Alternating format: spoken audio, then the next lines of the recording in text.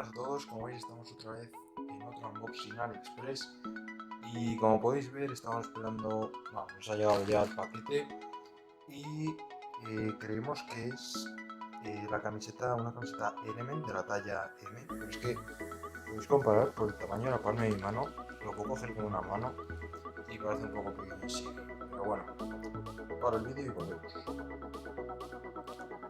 Ya está, como podéis ver viene así, entre un papel y viene bastante doblada a compresión para que supongo que los costes de envío se reduzcan bastante. Y bueno, voy a quitarle el papel, está aquí, y como podéis ver, increíble la calidad. Un segundo, ahora, espectacular, el bordado perfecto. Y la verdad es que la calidad de la camiseta es bastante buena. Lo que sí, acabo de darme cuenta, no me gusta es que ponga esta marca y no ponga la marca de Google. Pero bueno, la verdad es que la camiseta en sí está espectacular. De verdad, por atrás tampoco tiene ningún desperfecto, por el cuello ni por nada. Y bastante bien. Estoy muy contento con esta compra. Me ha tardado alrededor de 3 semanas en llegar. La verdad es que un envío normal, un poco lento, pero bueno. Y la verdad es que muy bien, lo recomiendo 100%.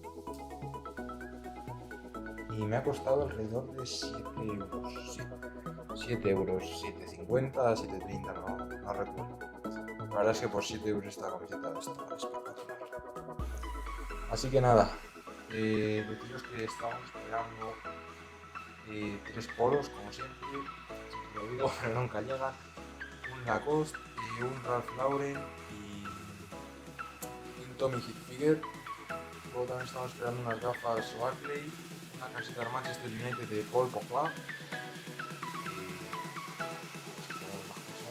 y una camiseta del Real Madrid, la tercera equipación de la Champions con el nombre personalizado, a ver cómo queda, Casemiro.